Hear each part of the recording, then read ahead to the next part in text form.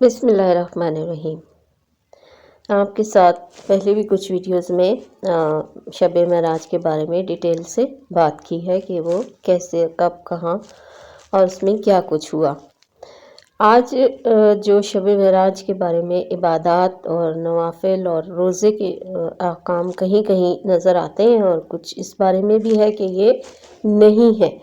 تو میں دونوں باتوں کے اوپر بات کروں گی کہ ہے کہ نہیں ہے۔ پہلی بات تو یہ کہ سب جانتے ہیں کہ رجب جو ہے وہ حرمت والا مہینہ ہے اور یہ اسلام سے پہلے سے حرمت والا مہینہ ہے۔ اس میں جنگ و جدل اور یہ سب چیزیں تب سے منع تھی۔ رجب کا اصل جو ماخذ ہے وہ ترجیب ہے، اس کے معنی ہے تعظیم کرنا، اور اس کو الحسب یعنی سب سے تیز بہاؤ والا بھی کہتے ہیں۔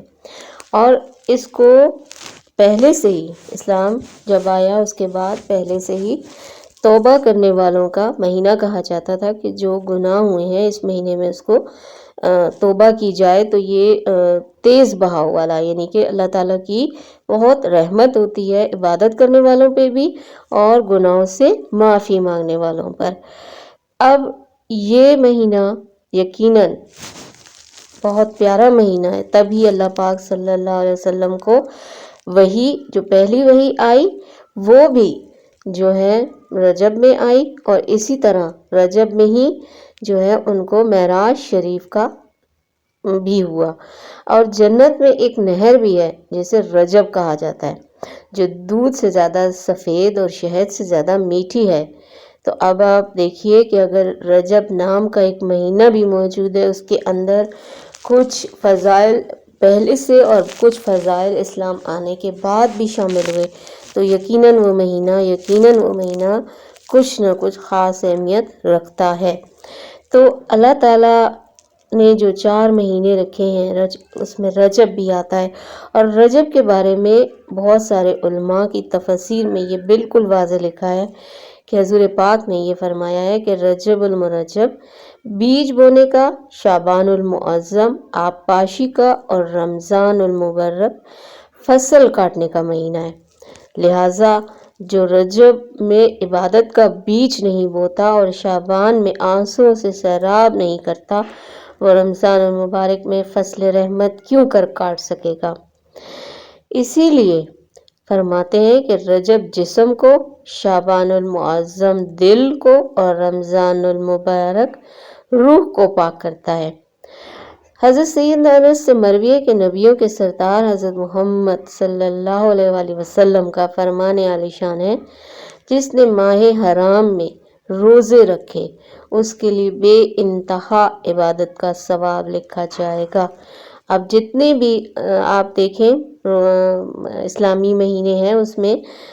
یہ مہینہ شامل ہے، تو اس کے روزوں کی فضیلت بھی ہے اور اس میں نوافل ادا کرنے کی بھی فضیلت ہے۔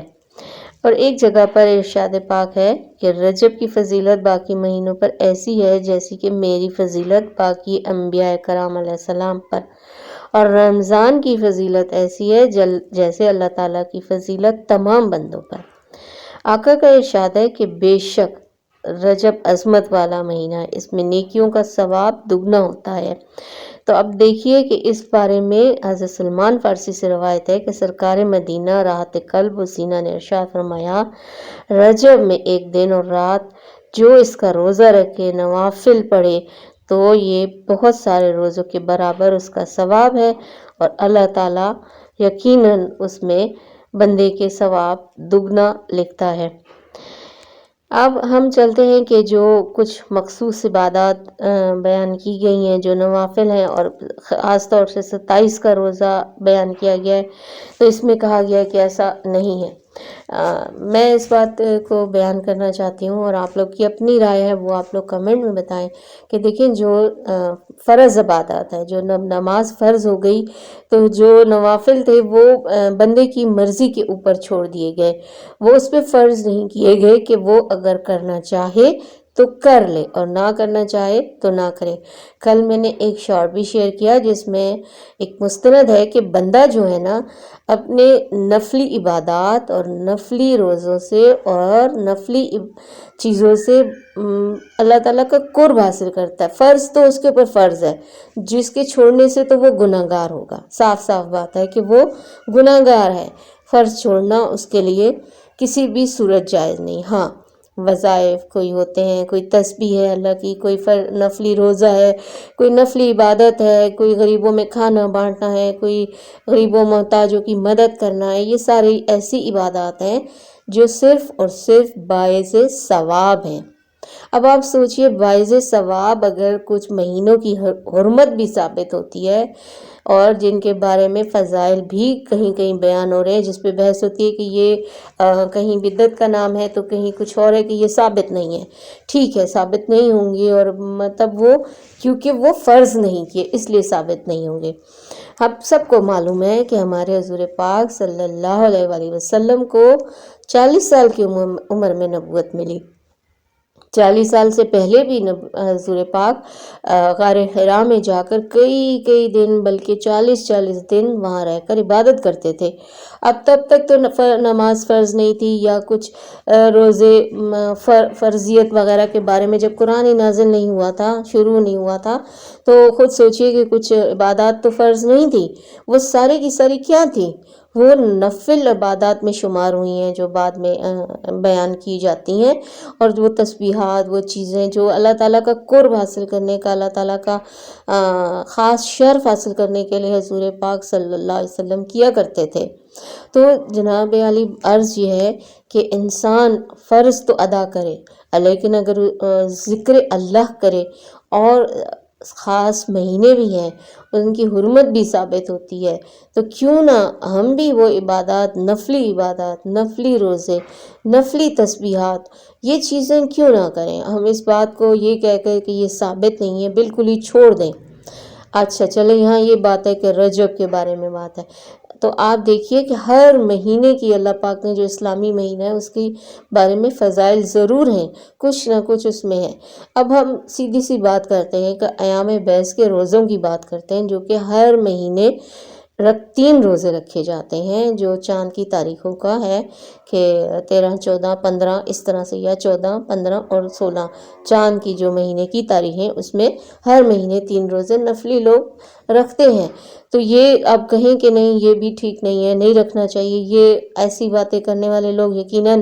جو ہے نا وہ یہ چاہتے ہیں کہ مطلب انسان اللہ تعالیٰ کے خاص بندوں میں شامل ہونے کی جو نفلی عبادات ہیں، ذرائع ہیں، ان سے دور ہو جائے اور دین سے محبت، اللہ سے محبت، اس کے رسول سے محبت یقیناً ان اعمال سے زیادہ حاصل ہوتی ہے، نہ کہ ان باتوں سے کہ بس جو مطلب 5 نمازیں فرض ہیں اور روزے ہیں۔ یہ بھی حدیث ہے کہ جی بالکل جس نے 5 نمازیں پڑھی بالکل اچھے طریقے سے، ساتھ صحت ایمان کے، اور روزے رکھے رمضان کے، بالکل جیسا کہ اس کا حکم ہے، اور نیک کام کیا اور گناہوں سے دور رہا تو وہ جنتی ہے، بے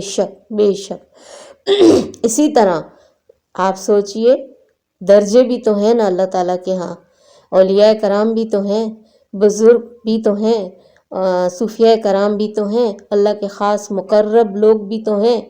اور خاص چیزیں بھی تو ہیں، خاص مہینے بھی تو ہیں، عبادات بھی تو ہیں، نوافل بھی تو ہیں، اللہ کا قرب حاصل کرنے کے لیے کچھ نورانی لوگ بھی تو ہیں۔ تو یقیناً ان کا قرب اللہ تعالیٰ کا حاصل کرنے کے لیے بندے کو محنت کرنی پڑے گی، بندے کو دین میں استقامت کے ساتھ ساتھ اور بھی چیزوں کو دیکھنا پڑے گا، اور خاص طور سے عبادات کے ساتھ مخلوق خدا کی خدمت، مخلوق خدا کا حال معلوم کرنا بے انتہا ضروری ہے، بے انتہا۔ آج کل ہماری جو معاشی حالات بگڑے ہوئے ہیں نا، یقین کریں امیر لوگ اگر اپنی زکوٰۃ ہی صحیح سے نکال دیں نا تو بہت سارے غریبوں کا بھلا ہو جائے۔ باقی صدقہ خیرات تو ایک الگ ہی چیز ہے، اس کے تو الگ ہی فضائل ہیں۔ جو زکوٰۃ فرض ہے، صرف فرض، وہی ادا لوگ آپ کو معلوم ہے کہ کس طرح سے ہے۔ اور پڑوسیوں کے حقوق، یقین جانیے آج کتنے پڑوس کا ہم خیال رکھتے ہیں کہ کون بھوکا سو رہا ہے، کس کے بچے بیمار ہیں، کیا ضرورت ہے، ہم تو ان چیزوں سے بھی دور ہوتے جا رہے ہیں۔ عبادات کی تو بات ہی، نفلی عبادات کی تو بات ہی چھوڑیے،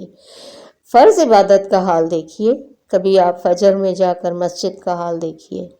4 مسجدیں ہوں گی ایک محلے کے اندر، کہ لوگوں کو دور نہ جانا پڑے، تکلیف نہ ہو، اور آپ جا کر وہاں پر تعداد دیکھیے نمازیوں کی۔ خیر، موضوع آگے یہی ہے کہ اللہ تعالیٰ کی عبادت کے لیے جو ہے نوافل وغیرہ ادا کرنا اور روزے رکھنا، اور اگر کوئی یہ کہے کہ رجب میں کوئی مخصوص نہیں ہے، تو رجب تو بحر الحرمت کا مہینہ ہے اور اس کے بہت سے اور بھی فضائل ثابت ہیں، تو بے شک آپ رجب کے روزے رکھیے، نوافل ادا کیجئے، تسبیحات ادا کیجئے، اور لوگوں کو بھی اس کی ترغیب دیجئے،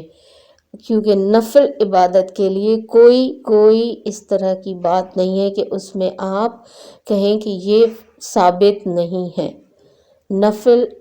مکروہ اوقات کے علاوہ روزے جن عیدین اور جن 5 دن کے علاوہ سال بھر میں کبھی بھی رکھے جا سکتے ہیں، تو برائے مہربانی عبادات کا لوگوں میں شوق پیدا کیجئے، اور لوگوں کو اس بارے میں بھی آگاہ کیجئے کہ فرض کے ساتھ ساتھ یہ نوافل آپ کو یقیناً اللہ تعالیٰ کے قرب سے نوازیں گے۔ صرف دنیا ہی تو نہیں گزارنی ہے نا، آگے قبر کا حال صرف مردہ جانتا ہے، اور آگے جا کے حشر کے دن کیا ہونا ہے۔ یہ جو ہمارے نوافل ہیں، جو ہمارے فرائض میں کوتاہیاں ہیں، جو ہمارے گناہ ہیں، یقیناً اس پلڑے کو ہلکا کرنے میں کام آئیں گے، اور یہ نوافل ہماری عبادات کے وزن کو زیادہ کرنے میں کام آئیں گے انشاءاللہ تعالی۔ آپ بھی میرے لیے دعا کریں، اور اپنے لیے بھی، اور ہم سب کے لیے، کہ اللہ تعالی ہمیں سیدھی راہ دکھائے اور بہت بہت اچھی عبادت کرنے کی توفیق عطا فرمائے۔ آمین ثم آمین یا رب العالمین۔